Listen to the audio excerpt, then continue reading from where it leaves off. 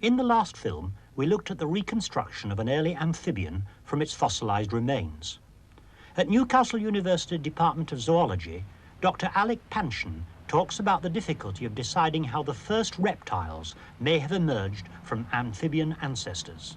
If one looks at a reptile, such as a lizard, and then an amphibian, such as a newt or a salamander, the differences between the two aren't so obvious, and it becomes very much worse when you try and go back into the fossil record looking in the Carboniferous period for very early amphibians or reptiles to say whether any particular fossil you've got is an amphibian or a reptile.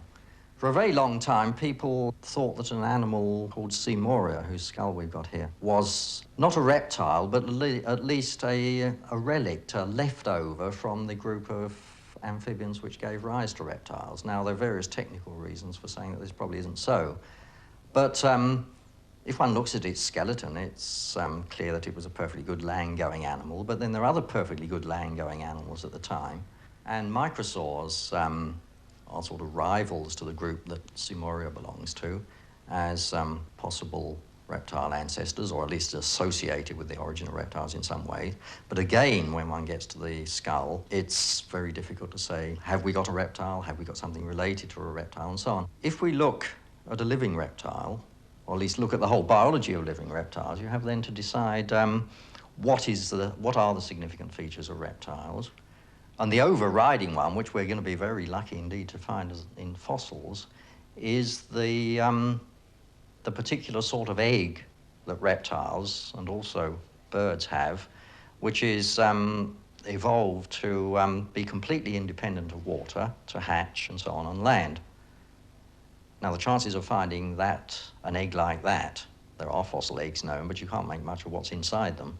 The chance of finding one of those associated with an animal, so that you can say that animal or its relations laid that egg, is almost infinitely small. And so we have to get at things in another way, sort of negative evidence. If one looks at fossil amphibia, early fossil amphibia from the Carboniferous and Permian periods, you often find that they have grooves on the skull. And these grooves contain what are known as lateral line canals. They are sense organs that an animal uses when it's living most of its time underwater.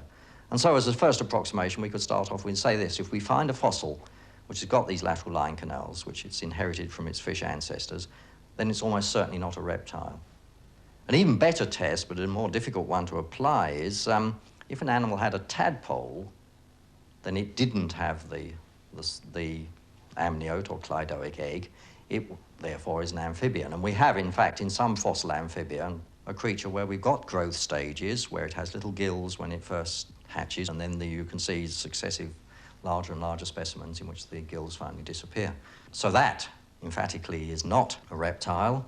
And you can then apply a sort of principle of guilt by association and say that anything closely related to it, and certainly anything which is descendant from it and has the same sort of characters, belongs to the same group, is not a reptile either. So that gets us a bit further forward.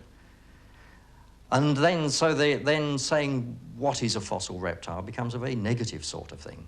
The little skull of Romeria is that generally agreed to be that of a fairly early and very primitive reptile. But it is entirely on this sort of negative judgment. It hasn't got any of these amphibian characters. It didn't have in any stage of its life history, as far as we know, lateral line canals.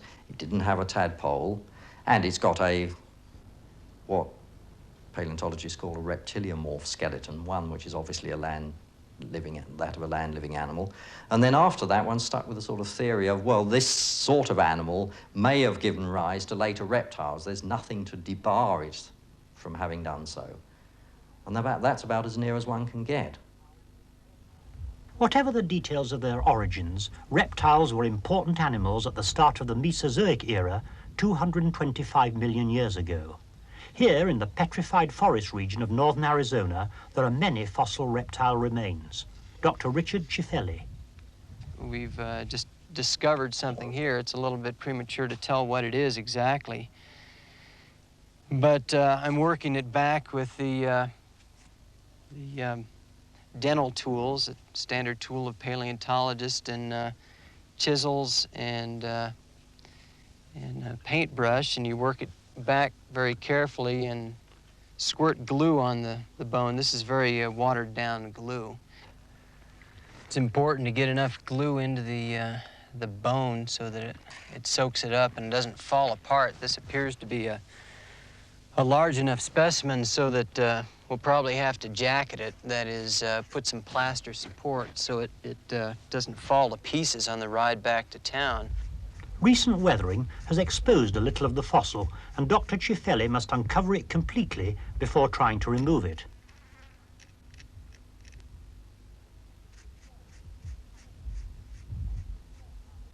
It's the jawbone of a phytosaur, one of a group of carnivorous reptiles of the Triassic period. I've got the fossil covered with the surgeon's bandages now, and I'm gonna put sacking over top of that for added strength. The sacking is thoroughly covered with plaster of Paris. It's a technique which has been used for well over 100 years among paleontologists.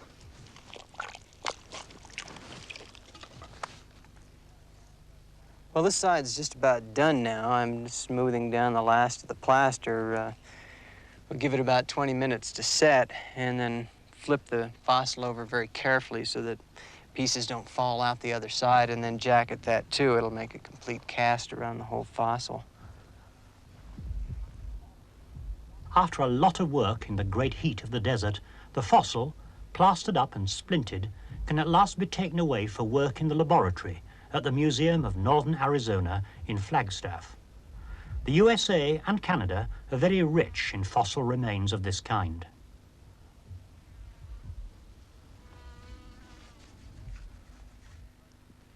Well, we brought the specimen back to the lab where we can prepare it under controlled conditions. These things have a remarkable tendency to fall apart. And what I'll be doing here is using the vibrator saw and cutting the jacket around the margin here, and then gradually trying to pry it off.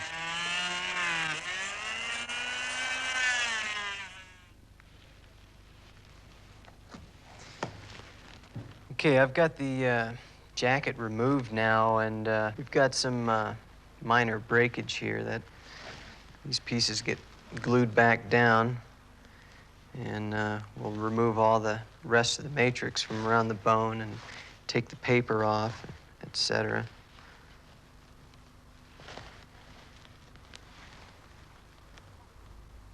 The fossil is finally cleaned up. There are the tooth sockets. They carried the sharp, peg-like teeth typical of many reptiles.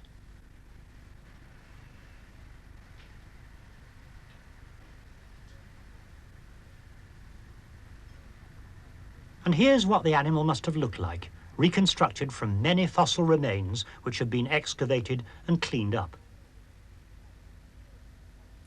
Here at the Museum of Northern Arizona, another reconstruction. Pentaceratops, a horned dinosaur from the Cretaceous period, between 136 and about 65 million years ago. This is its skull. Its jaws became skewed sideways after death. It's upside down, by the way. There are big, blunt teeth, showing that it was a herbivore, a plant eater.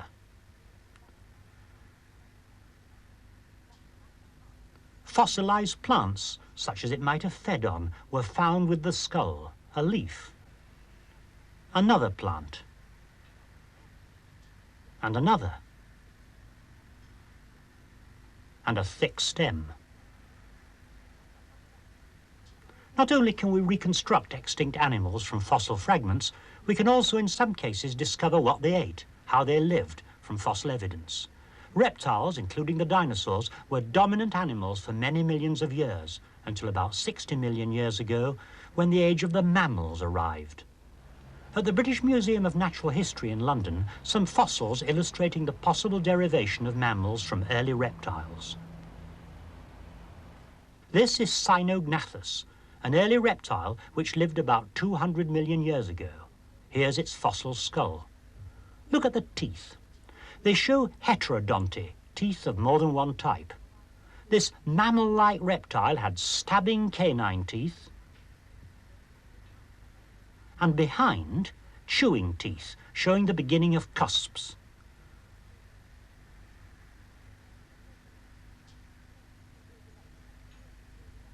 A later mammal-like reptile, Proboscidon. Heterodonty again. And if we look underneath, there's a secondary palate, typical of mammals. These fossil reptiles illustrate how true mammals, like this wolf, may have evolved. Mammals have incisors, canines, premolars and molars, and a true secondary palate. Fossil evidence shows that mammals became dominant animals in comparatively recent times, in the Tertiary period, starting about 60 million years ago. In New York again, at the American Museum of Natural History, there are some very important fossil series illustrating evolution amongst the mammals. The Titanotheres. Earl Manning of the museum's staff. The Titanotheres are a group of mammals that lived from a period of 50 million years ago till about 30 million years ago. And during this time, they evolved from rather small browsing animals to quite large, almost rhinoceros-like animals at the time of their extinction about 30 million years ago. And what you see when you look at the evolution of this group is the evolution of very peculiar head ornament. You can see the evolution of these horns in a very sort of gradual way because the record is so good for Titanotheres. You start out with tiny little bumps over the eyes of the animals. And the bumps get larger and larger in younger and younger forms. Till finally, in the ones about 30 million years ago, the horns become quite enormous.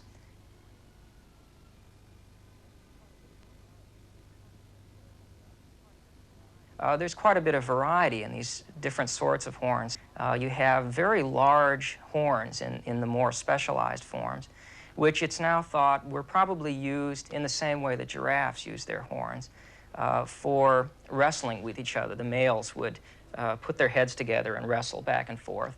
Or sometimes it's thought, in any case, that the individuals would butt the flanks of the other animal, but there wasn't a sort of head-on ramming. When you see these large, impressive horns, you sometimes think of them coming at each other, but presumably that's not the case. There's quite a bit of difference between different sorts of Titanotheres, particularly in the more specialized versions that were the later forms.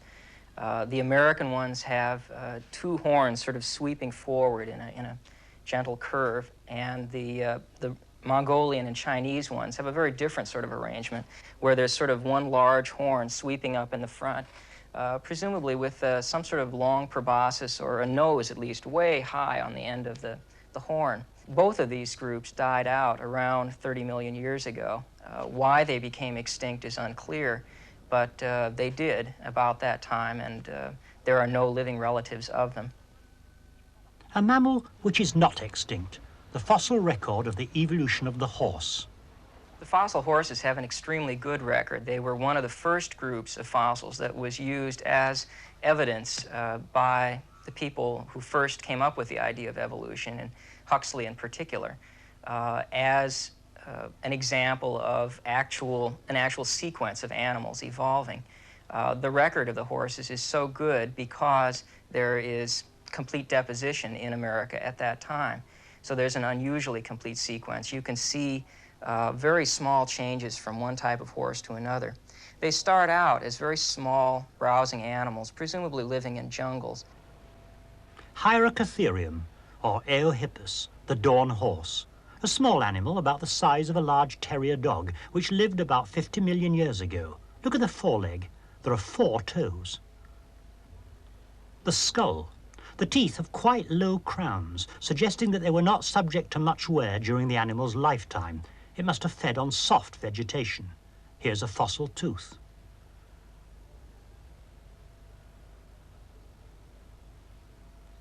Mesohippus, a little bit bigger, from the Oligocene, maybe 35 million years ago.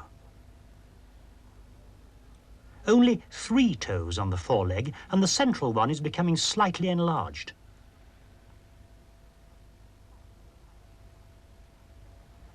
The teeth have slightly higher crowns.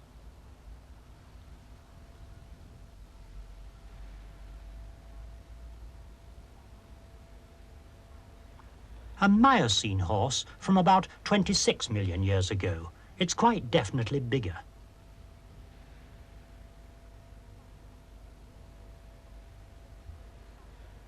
The side toes no longer reach the ground, and the central toe is much stronger looking for speed in running.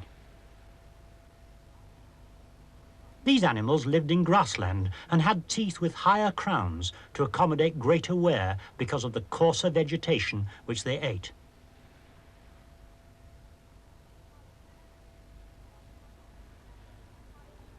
A Pliocene horse from about 5 million years ago, again a bigger animal.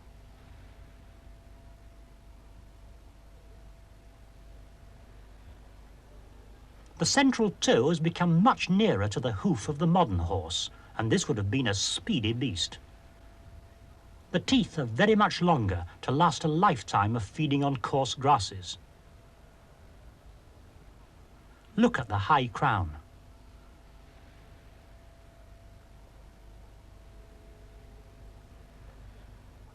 A later Pliocene specimen, bigger still and very near to Equus, the modern horse.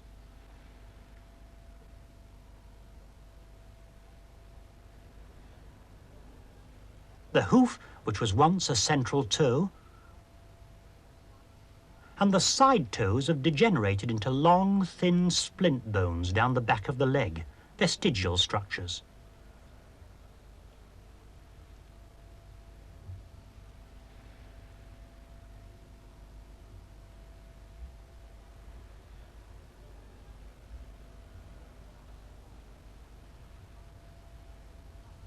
And there are much longer teeth. The teeth are, in fact, very similar to those of the modern horse.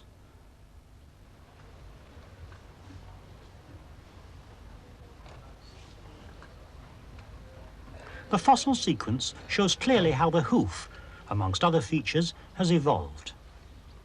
The fossil record for the horse presents striking evidence for a process of evolution from form to form.